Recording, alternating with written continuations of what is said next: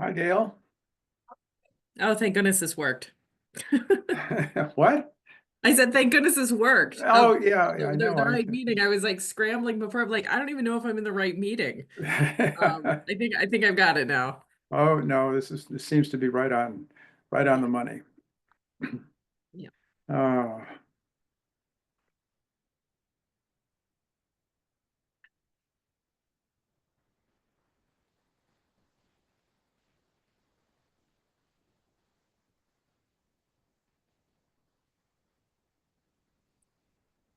Oh, Hello, Craig. Welcome. thanks. hmm. I get my lighting better here. Still not great. Oh Mm. well.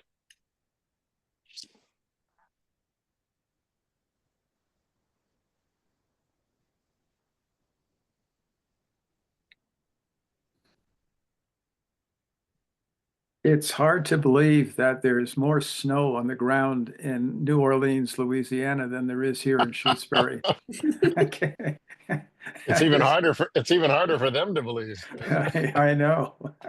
Yeah. Yeah. How much did they finally end up getting? 8 to 10 inches, I think, which is Yeah, 2 inches that'll more than that'll what we shut a got. city like that down. Yeah, it sure will. And most of the rest of the South as well. Yeah. Well, I made it out cross country skiing today. It was very cold. Oh, but it Mm, must have been good skiing because the snow is ideal, isn't it? Yeah. Yeah, it was really nice. It was good fast snow. Not that I'm fast, but the snow is fast. Yeah. Ah. but it's still fairly thin, no? Yeah, there's some rock scrapage. Uh-huh. Yeah. Did you go around Ames Pond, perhaps, Hmm. on the walkway? Yep. Yeah, I was one. I still can't get over what a beautiful job they did of building it. It's amazing. Agreed. Agreed. I Yeah. guess we all paid for it in one way or another. Probably probably through CPA money. I think I don't know where they got the money to do it, but it was a hugely expensive project, but very well done. Very well. Yeah, yeah. And it's gonna last like a really long time. All the Yeah, the boardwalk is fully out of the water this time. yeah. The galvanized steel pylons that they drilled into the ground. I was talking. Spent a lot of time talking to the guys who are doing all Hmm. that.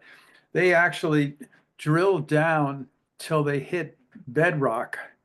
And some of the he said most of the poles, especially in the center section where the chair is, are 20 feet down. Can you imagine? Yeah. A lot of steel and a lot of work doing just that alone. Quite amazing. Yeah. Yeah.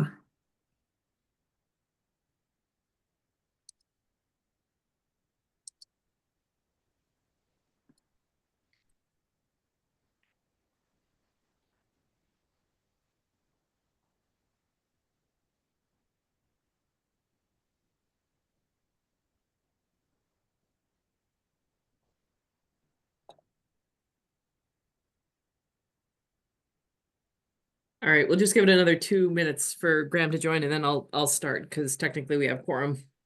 Mhm.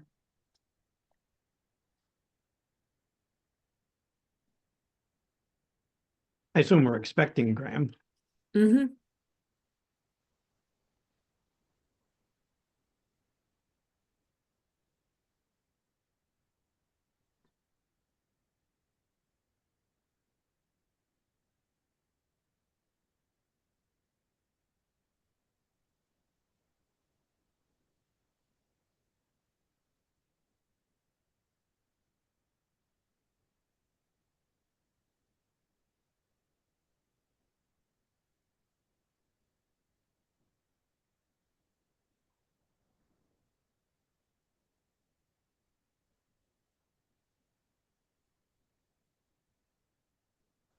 Gail, this part of the meeting is being recorded, isn't it? Because I don't see the little blinking red a warning light that it is, at least on my screen here. Oh, yes, you are correct. I was at a FERCog/MBI meeting right before this. And so I was using the alternate background. Hold on, let me turn on the red dot. Oh, here it Aha. is. There we go.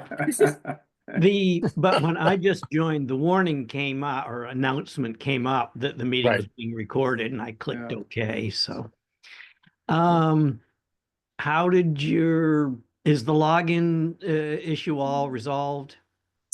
I think I've got it now. Yeah, a little bit of scramble before this meeting, but yeah, I mean, it's really confusing because I have my own personal login that I use for my, my day job and everything, and then I have to get out of it and then get into Shutesbury's kind of identity every time, and sometimes the settings save, and then what happened last week is that they're consolidating certain groups to use just certain logins, and so The we've town been. is. Yeah, the town is. Yeah. And so our login changed. Okay. And then with two-factor authentication, Oh, my. those emails to authenticate don't go to me, right? They go to a random Gmail address. Not a random one, but one that the town has set up. So Mhm. yeah, we got it all sorted out now. I don't think we were the only committee that struggled a little bit with it. So Yeah. how does it work now with that two-factor authentication? Turned it off. Oh, okay. Yeah. I suggested to Grace just turn it off. There's too many people using this to have this work, right? And it expires after 15 minutes. So like if I have a problem, I need to get a hold of Grace, who needs to be at her computer at email to get the code within 15 minutes. It's like, no, we can't do this. Yeah. Yeah. Welcome, Graham. Thank you. Good that they solved the Zoom problem. Yes. Yes.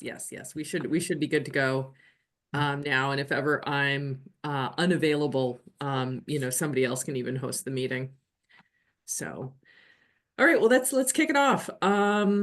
Welcome to the first meeting of 2025. This is the January 22nd meeting of the MLP and Broadband Committee. I am Gail Huntress, MLP Manager, facilitating the meeting. This meeting is fully remote. Participating remotely, we have MLP board members Jim Hemingway, Graham Sefton, and Stephen Schmidt, and plus Broadband Committee member at large Craig Martin. We don't have any guests of the public today, and after our regular business is over, we'll be moving into an executive session, probably around 6 p.m. and stopping this recording, although the meeting will continue. And this is done in accordance with General Law, Chapter 164, 47D. The MLP is exempt from open meeting law in cases where competitive pricing information is discussed. So we'll include in the minutes that we moved into executive session for the purpose of discussion of a renewal of our intergovernmental agreement with Sheld for ISP and network operator services. We'll redact any pricing details in the minutes we do release. This will ensure that we do not compromise the competitively sensitive nature of this information at the request of Sheld, and ensure that we keep information private that need to be used in the bidding process later if we go that route. That is my long spiel to say that the reason for the executive session, I will repeat parts of that when we move there. Okay. And well said. Thank you. I did have to write that out ahead of time. Okay. So first order is approving the previous meeting minutes from December. I move that we accept the minutes. Thank Second, you. Thank you. All in favor? Hemingway? aye. Hemingway, Aye. aye.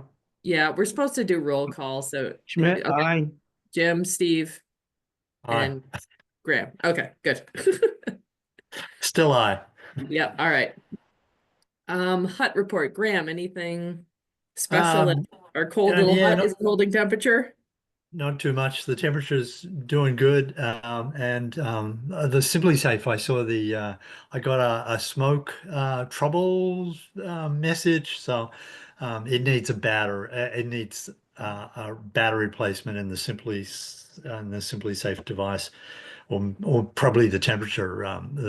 smoke detector. But anyhow, there's spare batteries in the hut, I vaguely recall. So I'll go Yes. and do that next. And I'm not sure, it also says to update the Simply Safe software, and I'm assuming you've got the management right on that. So maybe if you can look at that and upgrade the do the latest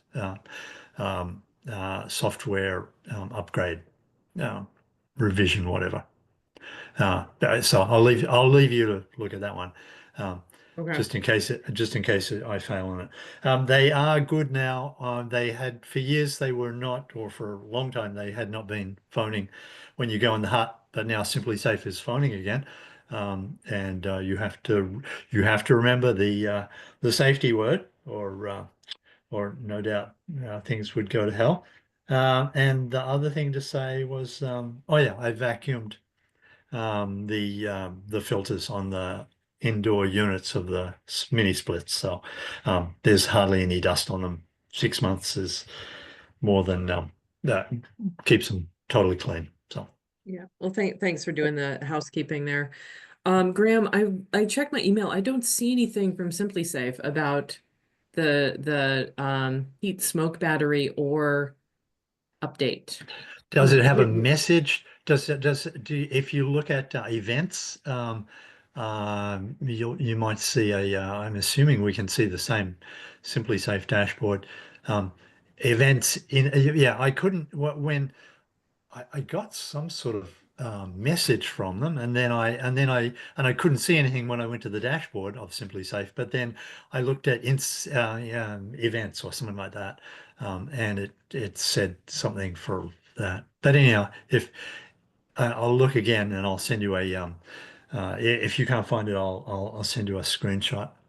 Okay, we don't have to spend meeting time Yeah, doing no, this. no, I'm no. just It's making a little it's note it's a so that trouble. I'll, yeah, Yeah. okay. I'll check to If see. the if I battery got- goes totally flat, it won't give a smoke alarm. It'll just Right. it'll just say goodbye.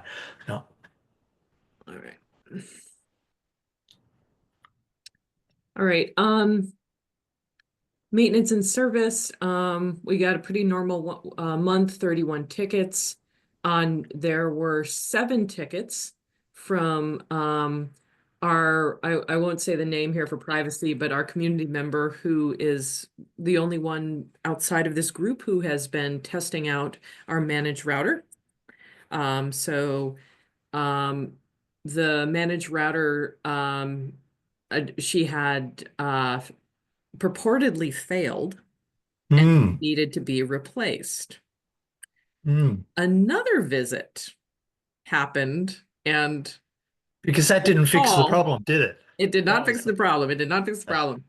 So the saga continued. They rolled it. They rolled another truck. And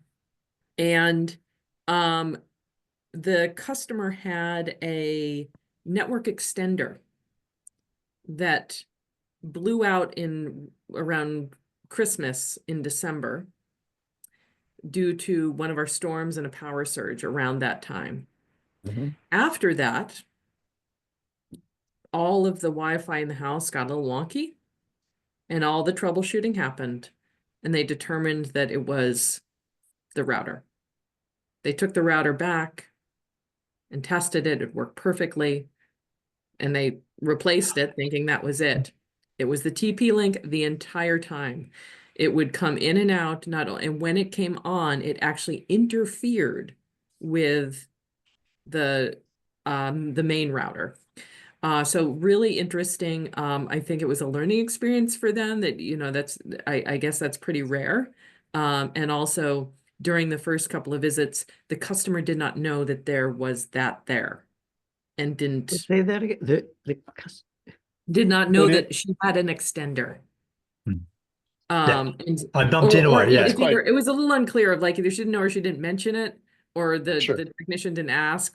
Yep. These it's kind of hard to back diagnose these issues. I bumped into that customer. What she said was it was working in a minute after that storm or surge Mhm. damage. It was working somewhat, and it's a mesh extender, but it's not a calyx mesh extender. So therefore, it's not actually You can't see talking it. to it in a proper way, and that's how come they didn't. if it was intermittent, it wasn't working properly when they, so there it is. Huh. So I'm confused here though, because the whole wonders of the remote managed router, they should have seen that as a device, right? The router can see everything that's connected to it, including that device. And so they should have seen it. Maybe they wouldn't know exactly what it was, I guess, but I don't know. I mean, this doesn't bode well for remote management. No, it doesn't. No, Well, they could have done better on that. yeah, there's a couple of options. They didn't know what it was and thought, oh, it's just a thermostat or something. So they may not have known what it does. Two, they They may might not not. have seen it either if it was offline when they looked. That could be. It might not have been working that day. Yeah. So, So, but still, it's not, these managed routers are Mm. not foolproof. And yeah. so, And in fact, they were there long enough when they replaced the router to set up new stuff. So it wasn't interfering with it at that point, at least briefly for that period when they're setting it up. So therefore, it wasn't causing a problem to the replacement router initially, and then later it was. So it'd be interesting to know. I will have to ask them the question: did it show up as something? Was the diagnostic able to see it? Because it's a good Well, question. the first question I want to know is, did they even do a remote diagnostic? In my case, they just immediately said, "We'll roll a truck." They didn't do any diagnostics on mine. And in the end, I called them off because, yeah. they didn't even look. So Yeah. I'm curious that they were using this non-calyx extender, because I mean, when I got, and I assume the rest of us here got our calyx managed routers, it came with the extender in a separate box. I never set the extender up, which I probably should, just to, if I'm testing the thing, I ought to test all the Sure. components. But but apparently She didn't get given given an extender. No. Okay. the other thing is that these extenders are supposed to be able to work with other vendors. It's not supposed to be. Obviously, it's better if you use one from the same brand, but they're supposed to work across equipment. They're supposed to, but Gary, absolutely true. Things work together that are designed to work together the best. Sure, And they understood. try and make them compatible, backwards, forwards, up, down, this way, that way, but it's never as good as But apparently, in this case, it wasn't the different brand that was issued, but that was it the extender or the router or both that was got failing. Yeah, intermittently failing the extender. Yeah. It was the extender apparently zapped by a power surge. Is that what it? That's sounds the theory. Yeah. Mhm. Or dying of old age. I mean, Mm. when you think about it, you don't know what causes electronics to go intermittent, really, Yeah. unless you see the lightning bolt and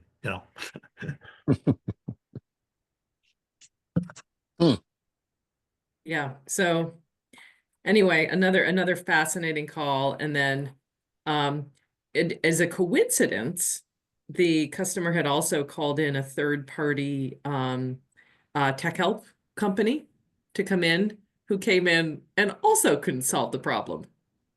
All right. So I'd forgotten that detail. Yep. And I ended up talking to him on the phone because I'm researching third-party vendors to come in and do senior help, and had a Oh, wow. conversation. I'm like, so the call you went on? Ah. And he's just like, oh, okay, then that makes sense.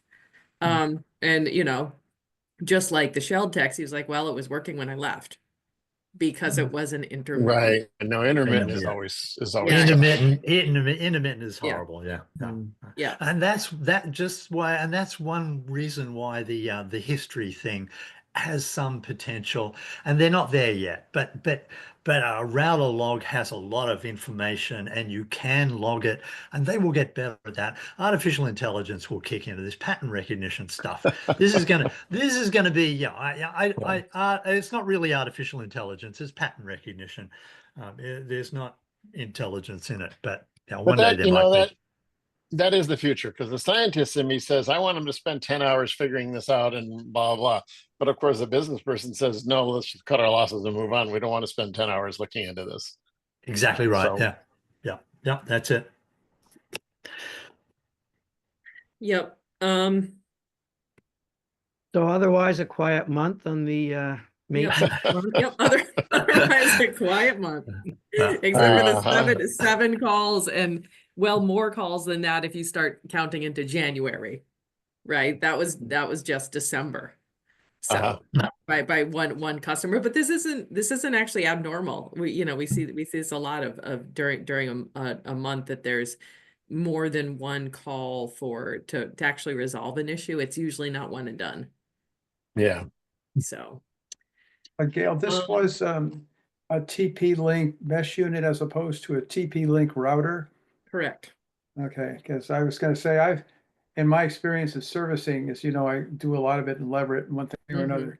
The TP-Link stuff I'd stay miles away from. It's just, this is just the kind of problem that I've seen in various other guises. So it doesn't surprise me to hear this story. For TP-Link specifically, that they're Yeah, just for great. TP-Links specifically, yeah. Yeah. I'm not certain, but I added one to my father-in-law's house. He has a Frontier router, and it's been working great. So, but since then, I think the Frontier router is an Eero, and so since then I added an Eero, hoping it would do even better. But the Eero's a little bit better. But I'll do more checking when I'm back again in a couple months, or another month actually. Yeah, I think that's another really tough thing when we're talking about hardware, is that, you have initial setup. Yeah. And then you have, how does it perform in the first month or two, and then, a year, 2 years, and what's a reasonable expectation for a lifespan for these, and when they go bad, how do they go bad? Right? Something like the TP-Link failing intermittently and kind of working, but not really, is the worst type of failure. You just if something's not working, you just want it to fail, done, you're done, instead of the intermittency, Right. which causes tons of problems like this. That's why I'll bet they'll start selling, whether or not you get it from your ISP, they'll start selling. And there already are some smart evaluation tools that you can use on your own router, and that's where they're going to go with it, I'll bet. So it'll get better and better. You'll get an email that this is what's happening, or something seems wrong here, So just like my power meter tells me now. So. All right, well, it does raise the question of, whatever router we go with next, or even with our current router, customers are going to buy their own mesh networks, because in particular for the Calyx one, their extender is great, but I think it's $100 or more if a customer needs to buy it. Yeah, it's not cheap. Extender. Yeah, it's And about, so if I were even though I can afford the $100, my inclination would be, I want to go buy that TP-Link Yeah. for $25 on Amazon, because it worked just as well. And so we do have to recognize that our customers are going to be doing this. Well, that was one of the reasons, as Jim Hemingway would remember, I was running around the house trying to run in and out of the mesh on a voice over IP phone call, on a Wi-Fi calling, and I couldn't, and it handed off really well, So but yeah, and I think if we do offer the managed routers as an option to customers, whether we pay for it or part of it or all of it, that there should be some kind of incentive to get the a managed mesh router too, because I've seen enough of these issues caused by the extenders either just being poor interference, or like people connecting their device, but they don't understand that they only connected to the extender. There's all sorts of wacky setup stuff that can happen. So yeah, trying to get people to use like, okay, if you're going to use the managed router, just use this for your whole home system. Don't start Frankensteining stuff together. If we can afford it, that's another question, but I I think think that I would be think ideal. I think most people don't understand how those mesh routers work also. No, And so placement is super critical to performance, but I will guess 80% of our customers don't understand how that works or right, right. And and here's, what I'm imagining is if, let's say we do kind of a townwide upgrade here, that the setup is part of the installation and I don't think when we first did this, we actually did a great job of it. I mean, we were under time pressures and money pressures too, of like, no, it just goes in the basement. If you move it up to the first floor, it costs extra. We had to. But now I think we might be able to be a little bit more mindful. And what we know is if initially it's set up really well, it's kind of good to go. right. That once you set this up, and as long as you do the customer education, and here's how you connect, here's your password, that the amount of service calls once a network is up and going is so low. Yep. And so putting some upfront resources towards really, really good full home setup, and then being able to be hands off for years, I think is a really nice model. And it just makes the customer happier too, right? Of Sure. having a better experience. No, that they have full house coverage, that they don't have to fiddle with it, they don't have to call tech support. So anyway, all right. No matter what, we always end up talking about routers. It always. Yeah, yeah. Yeah. Okay. All right, let's move on. So financial report. We are cash positive right now. Still doing great in the amount of about 27,900. Let's see.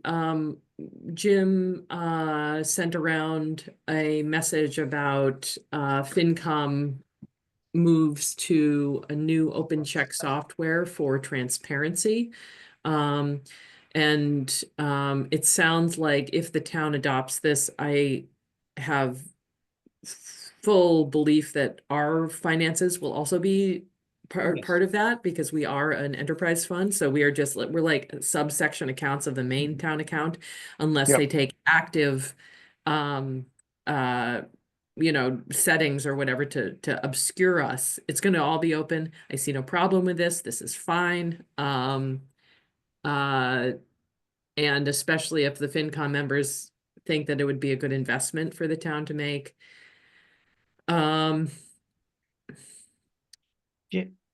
Yeah. And yeah, so I guess the only thing that we need to be a little bit prepared for, that I could imagine, is that we may need to do some justification of our decisions. And I'm fine to do that and field questions about our budget. All I would need from all of you is kind of backing on that, if any, because the way I'm like trying to think steps ahead here of like, okay, our budget's open. There might be people in town who are like, why are we, spending X amount on digital subsidy? And then I will explain it to them. And I'm like, and then if it gets into a thing, I'm like, you need to come and talk to our board about this. And so that could happen. Except that the digital subsidy, now we're realizing that is not an expense. It's Right. just reduced revenue. Right. So that's actually not going to even show up in the town's, basically the town's checking account is what this is proposed. So how many checks do we write in a year? And for what kinds of things? Well, Ballpark, broadly speaking. I mean, yeah, let me think about it. About 80. about 80. Okay. Yeah. Yeah. And the treasurer writes all those checks. Is that true? yes. It's not. So no. We are just another town department just like, you know, the highway department, the police department, the income that we get, which is 12 checks a year from Shell, plus a few miscellaneous things, goes into the regular town checking account. It's not a separate account for us or anything. The bills that are paid come out of the regular town checking account. The whole enterprise fund is just an accounting system within that. But yeah, Jim.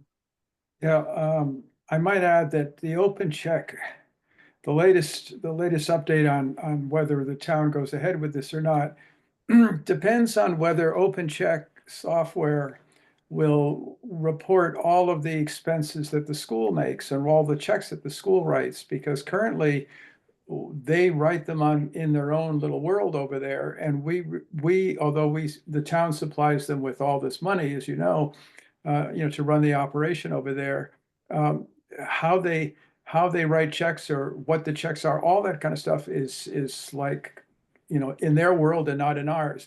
And if OpenCheck doesn't reveal what the school is doing, there's no way the finance committee is going to approve or recommend the purchase of OpenCheck software. That's the latest from the finance And committee. just out of curiosity, is this software going to create new headaches for the people who write the checks? And is it going to be harder to issue No, checks? Or no, they just most of the things that UMass implements to make our lives easier make them a lot harder. I can just tell you. Well, fortunately, OpenCheck, we use Vadar software, accounting software, pretty much 100% throughout town hall. And OpenCheck is very Vadar sensitive or savvy. I see.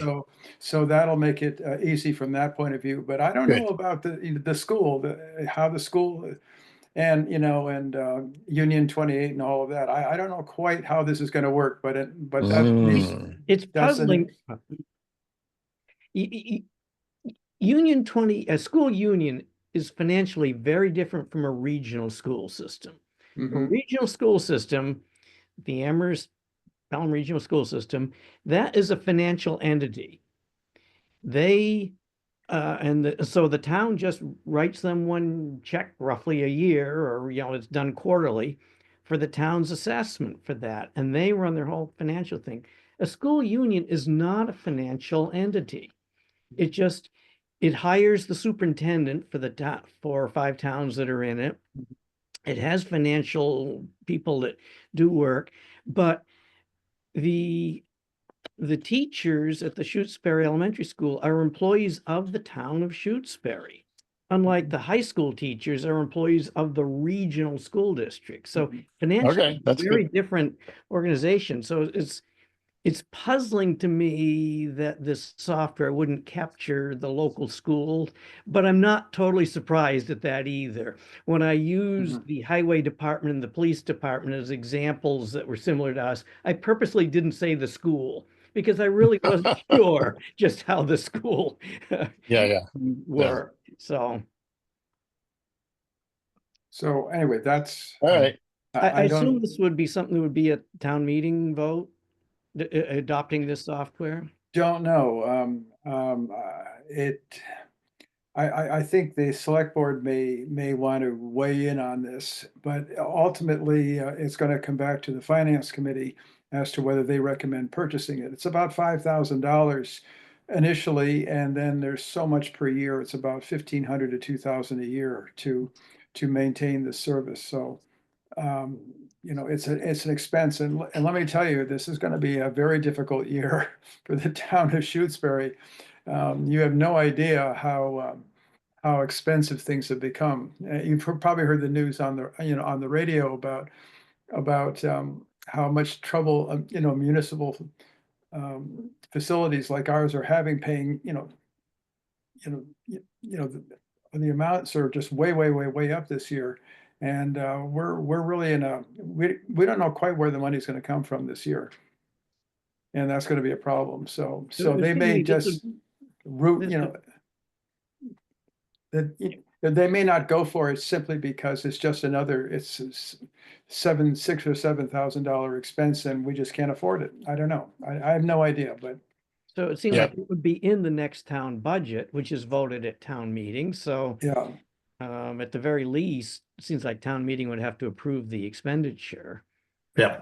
Well, if it's, it could be put into the accountant's budget. I mean, it could be slid in almost, those questions, those questions haven't been answered yet, but the initial question of whether we should invest in this at all is still on the table. Yeah. Yeah. And it may not Yeah, get I'm any not- further than that. Yeah, my suggestion is if the town just wants more public transparency, just slap up the monthly account reports that Dave is running anyway and sending to all the town, departments. Or is the problem really that they want more transparency with the school specifically and they're reluctant?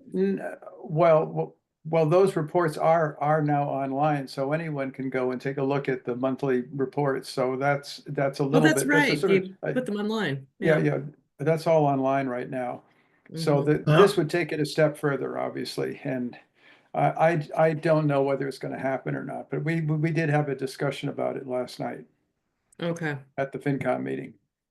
All right. Keep Well, us surprised, Jim. yeah. Is this gonna mean that we're gonna have people in town calling up the town or calling up Gail and say, tell me about that $15 check. I want to know what it's about. It's possible. Sure, Hmm. sure it's possible. And if that happens, that's another added expense for the town in terms of Yeah, that would be horrible, wouldn't it? Yeah. Yep. Yep. Yeah, and I'm if anyone calls, I mean, I'm glad to have that discussion. It will take time. And also we have nothing to hide. Like Yeah, of course, it's all of course. here. It's like Right. and I feel like we're very fiscally responsible as a department and can justify every single expense very easily. I agree. All right. Let's see. Well, in good news, on Friday, the NDIA announced their Trailblazers, and there's a really nice article in the Gazette today that included Shutesbury. I missed it. I'm gonna have to go look. Yep. What was that again? It MBI was the NDIA, the National Digital Inclusion Alliance. It's the award that we won that was finally announced on Friday. And so I sent a press release to the Gazette and they did a little story and they included FERCog in it and they included Hadley in it. Yeah, just a really nice little piece of press. It's really funny if you go to the NDIA website and it's like the 60 communities that won this award. And it's like the city of Austin, the city of Denver, the city of Seattle, the town of Shutesbury. Right. We're in the big league at last.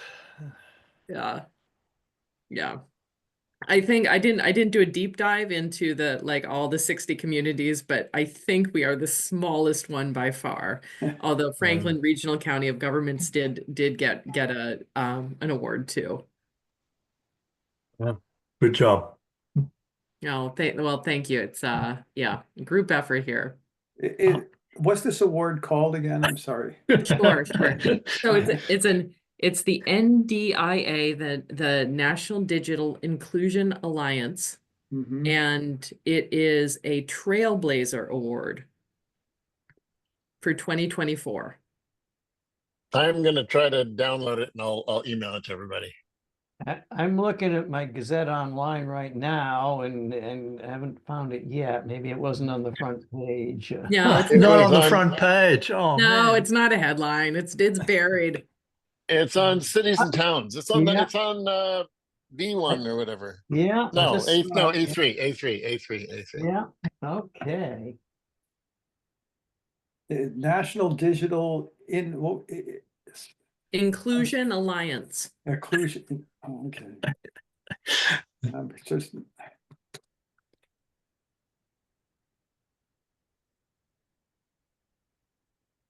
Sounds like it'll be shut down by the new regime for sounding too woke. The word inclusion. Oh, yeah. It, that it out might of- be. We should that out of the enjoy organization, enjoy it man. while we can. Yeah. Mhm. Yeah. Okay, another news. Oh, Jim, I wanted to check with you about our annual report. I was afraid you're going to ask that. Yeah. Well, wait, I have an idea. I have an idea if you haven't started it. You want to hear my idea? Good, because I haven't started it. Okay, good. Good. Um, I I have a suggestion, and that is we take all of our past minutes and feed them into an AI aggregator AI. and see how it Oh, goes. I've been playing a oh, lot with this, wow. and it you can't rely on it for like final output, but it does great first drafts that then just need to be edited. So Jim, Brilliant. yeah, so Jim, I'm actually really curious how it will do. So let me do a first pass. If it completely fails, we'll work on it over the next week together, okay? Okay, that sounds good. Okay.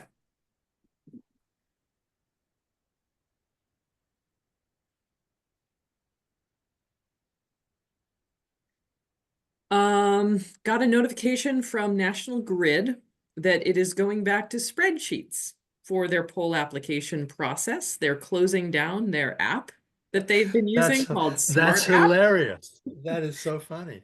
Yep, they're moving to Smart Back to Sheets. back to pencil and paper. Not quite that bad. Oh. Not quite as bad as it was in 2017 when we started, but it is, in my opinion, a step backwards. Luckily, we don't have to do this very often. There's very few polls we have to apply for. We got in under the wire for that Wendell road extension. But oh my God, what a painful, painful process. So that's happening. Run that by me again, Gail. I'm sorry. Sure, no problem. National Grid is closing down their smart app, the smart app, and going back to spreadsheets. Smart app. It causes confusion, right, with the name. It does, just in the name. Smart app. How Smart smart. app. I got a letter from Hanover Insurance, which is the underwriter that covers our insurance. They are going to renew our insurance. That's the good news. The bad news is that the earthquake and flood coverage, which was 25 grand, is now going up to 100 grand. That's the deductible, Deductible. or yeah. Yeah, Or I'm sorry. Yeah, the Right. deductible for those Earthquake. two major events.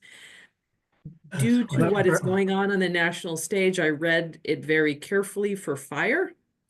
And it seems like it's just earthquake and flood, but they also say and all other perils. Do you think Oh, that probably includes fire too? well, our real issue is snow is snow, Wind, wind. Yeah, wind. trees. Yeah. Earthquakes, not so much. Fires, Yeah. definitely. But even well, yeah, fires certainly burn But that cable. all other perils, that's the Yeah. that's the worrying thing. I definitely need to get clarification on that because $100,000 deductible, not, There's half the town. Yeah. Yeah. yeah. Yeah, that's not that's not good. So Mm.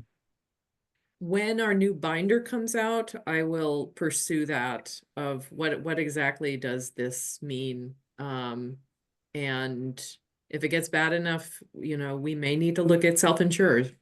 Yeah. Um, Hmm. so Or, I mean, we could look into another carrier, but I suspect that, yeah, we're they're all, we're getting such a deal through Mia. mm, Mm. Yeah, So yeah. I just saw some chatter on the Wired West thing, and I ignored it about insurance. Are they talking the same thing? Do you know what they're looking at? I don't know. No, Okay. I'm not included in those anymore.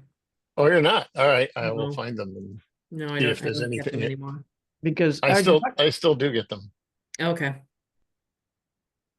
yeah, because our deductible it had been 10,000 and then they bumped it to 25. Is that? Um, it- 15,000, right? Yeah, it was 10. We paid, well, they bumped it, but we paid more to get the $15,000 coverage. It was going to be, what was it? Yeah, it was going to be 25. We Yeah. kind of like talked them down with a Yeah, bigger that was how it went. premium. Yeah. Yeah, Yeah. down to 15. So this is different. The earthquake and flood is different than the other types of damage coverage.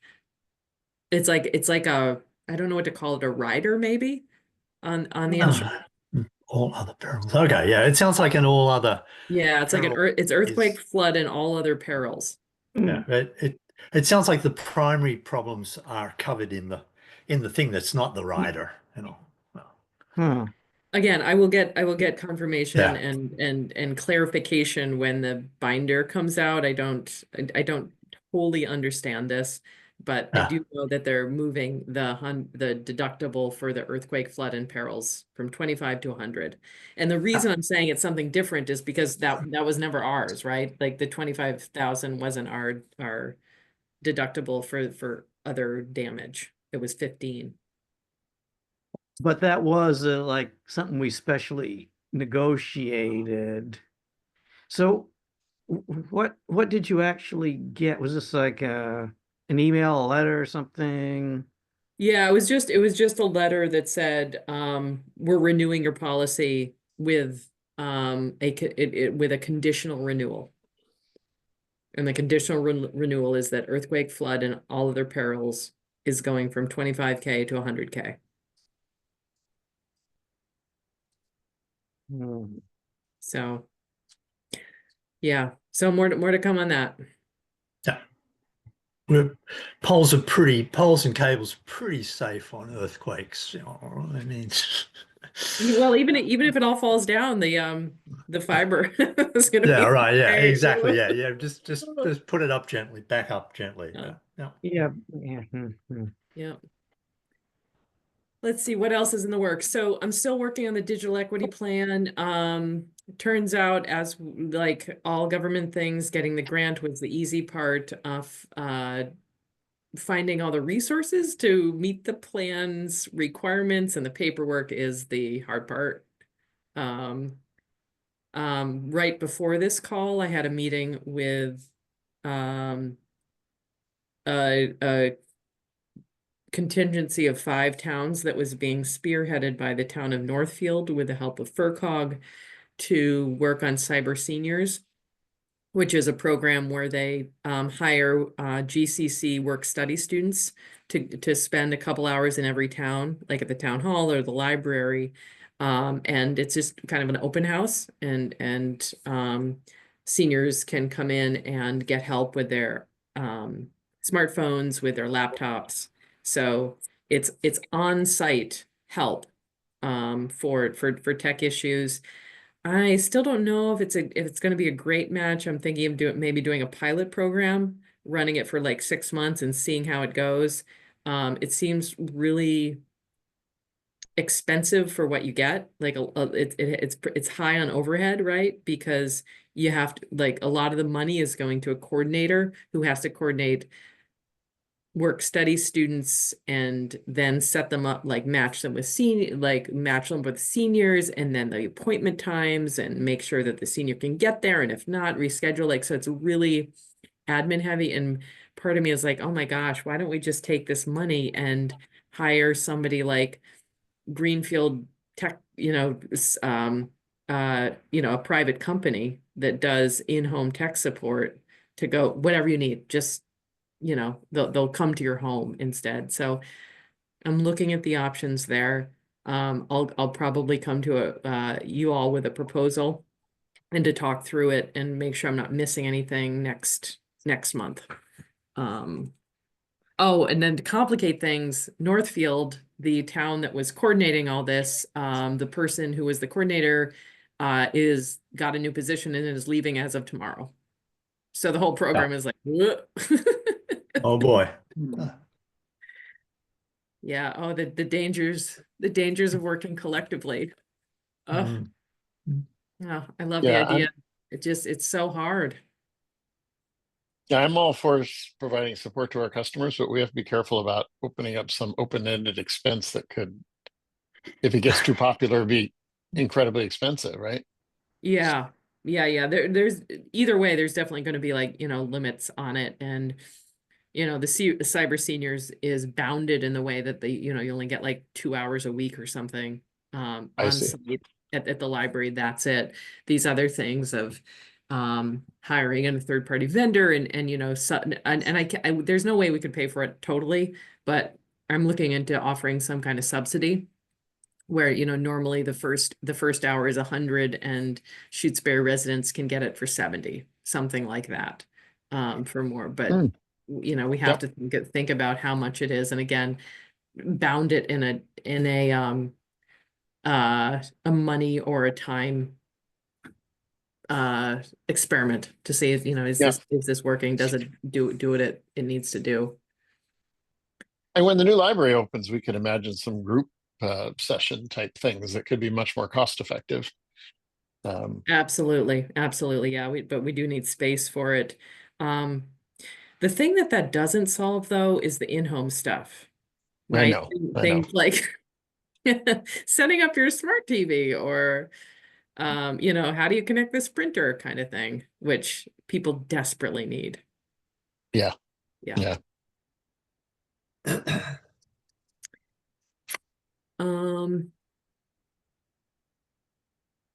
Okay. So next I want to talk a little bit about our structure of our broadband committee. I was contacted by Gail Flushaker about our website because the town is doing this effort to clean up all the committees. There's a lot of people on committees that have left. There's a lot of committees that are just defunct because they don't have enough members. And so they're making a big effort to consolidate and then also to um, um, just make sure it's accurate. And there's new committees that have been formed recently, like the Lake Wireless Safety Committee. So it's messy. They're just trying to uh, make sure everything is accurate and orderly, which makes a lot of sense. So I'd like to request that I write a letter to the Shutesbury Select Board that they discharge the Shutesbury Broadband Committee and close it down and just say, it has done its work. We no longer need this committee. It's just extraneous right now.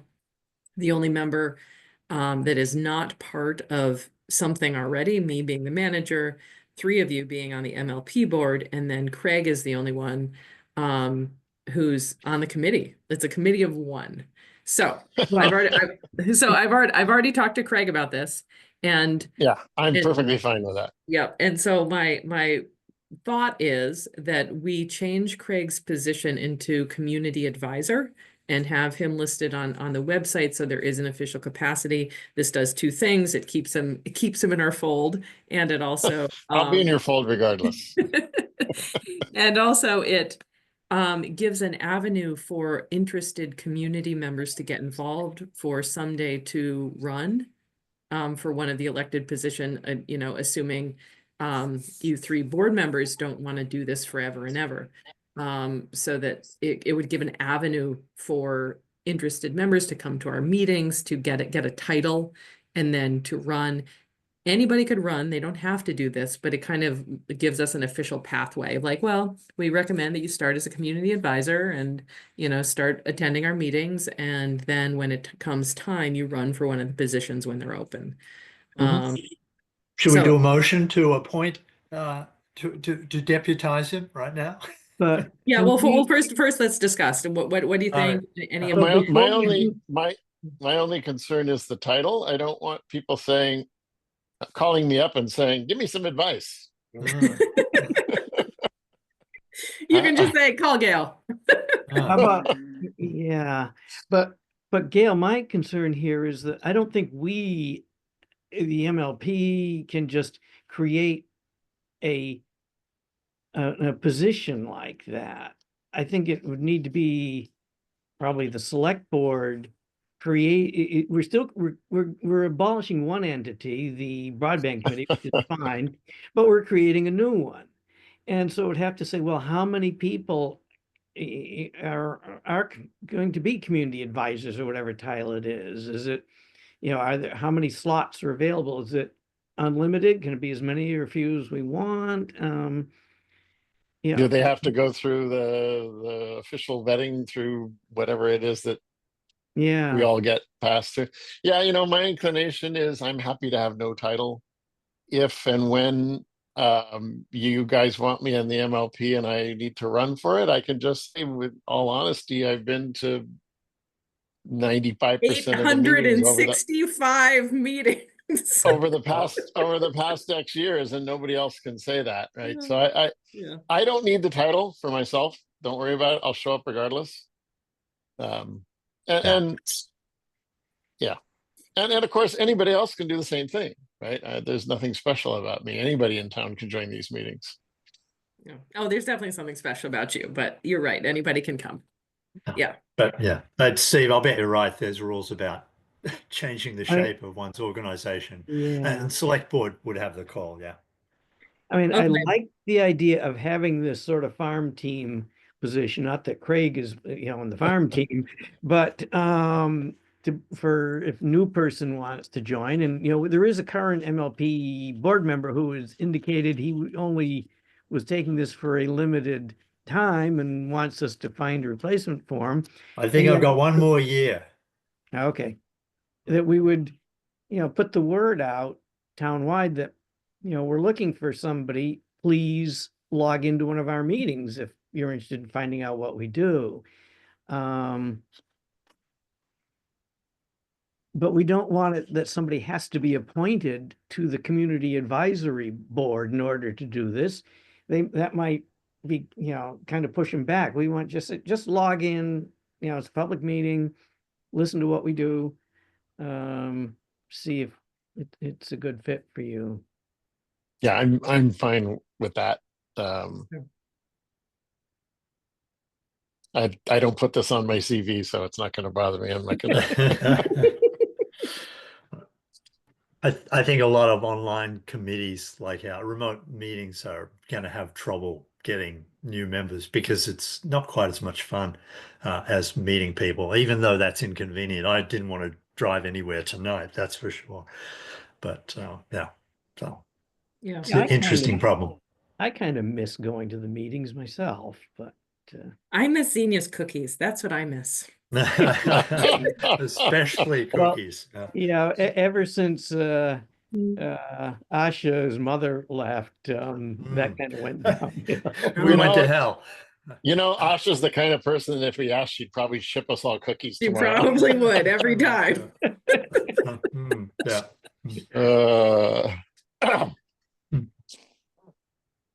Yeah. Okay.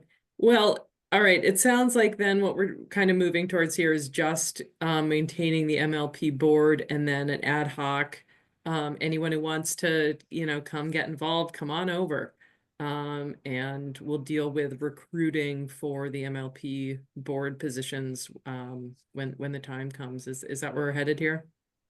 Yeah, I don't think we need to go explicitly recruit a bunch of people. I think every town meeting we should just say these are open to anyone and you're welcome to join in and just remind people.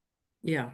The more people we get involved in these meetings, if we were lucky, if we got what we wanted and got 10 people signed up, these meetings would be more difficult. It'd be tough. It'd be tough. Right. Yeah. Yep. All right. All right. So, Well, I but guess are we still going to approach the select board and suggest they dissolve the broadband committee just because it's done its job? yeah, It's and fine. we actually need an official discharge from them to close it down. So if you all agree with that action, if one of you can make a motion and do a vote, then I'll take care of the letter and get it taken care of. I move we contact the select board and let them know that we no longer need the broadband committee. Its task is being performed by the MLP. Second. Thank you. All right, let's I can't second then and I can't second later, but I'll second after. Like a Google employee, you've been laid off there, Craig. Yeah, all my benefits are gonna go away. Oh, jeez. And Yeah. it might not be an efficient committee, so we're big on government efficiency now. So Okay, yeah, there you go. We're doing our bit. We've been approved by the Dodge committee. yeah, Oh, yeah, yeah. Okay, I'll, so let's, I'll, yeah, I'll simply ask that I be kept on the mailing list for when you announce, meeting changes or new meetings or anything like that. If that's legal. I think it is absolutely legal. Yep.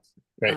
And because it's open to anybody. Anyone is welcome to join our meeting notification mailing list. Oh, great. Yep. Good So point. while you're talking about changing the website, today I clicked on a link that was at the very front of the Shutesbury page that took me to the My Town page for us. And it had a My Town entry for the broadband committee, and it said there was a meeting tonight.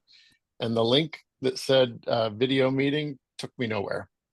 I had to go back old fashioned back into the main. So I don't know what you know about the My Town side. Hopefully we're not migrating to that, or if we are, we're going to do a better job of, you know what I'm talking about? I do, because that's how all the meetings get set up, and then Grace kind of like copies it over into. I couldn't get to this meeting from that page. Maybe I just didn't find the right link, but the one that said video meeting or something like that didn't take me here. All right, so my town here. Hold on, let me share my screen, Craig, so we know what we're talking about. Sure. Okay, so here I am on the my town, and then Yeah. So click you on virtual meeting, and it takes me here, Uh-huh. and I don't see any place to click. The address is in the cloud.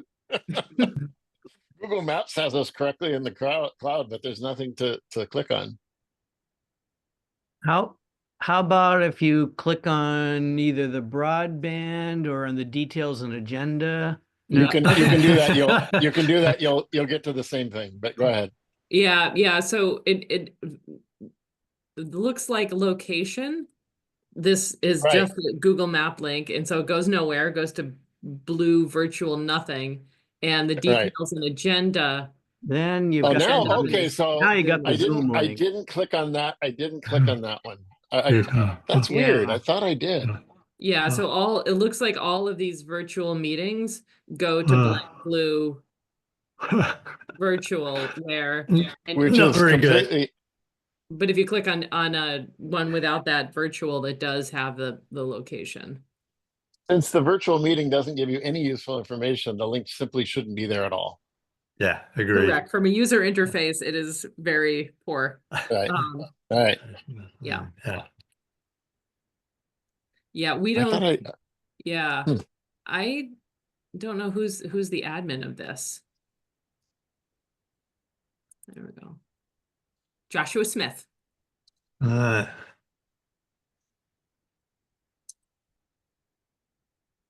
Oh, they're from Barry. Oh, I probably went to high school with him. Huh. Okay. Good old.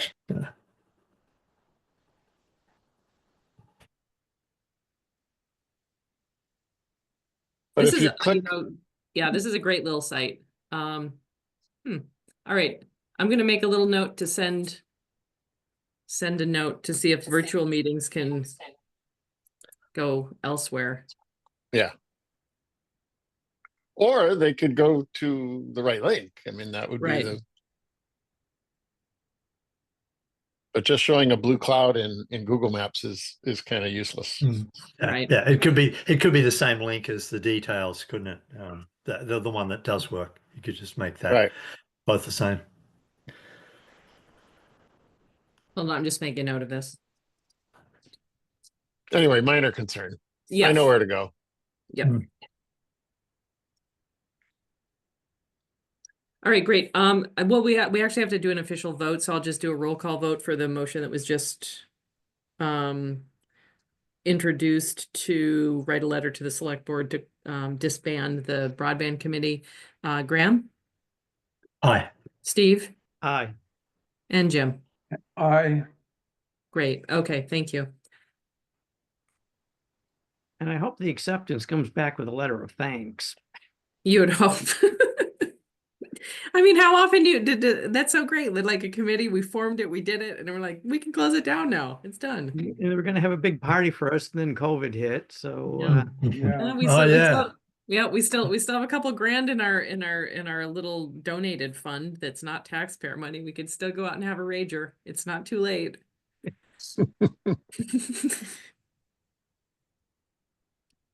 All right, it is 6:02, so I think it is time to unless anybody else has any other open business, I'll ask that first.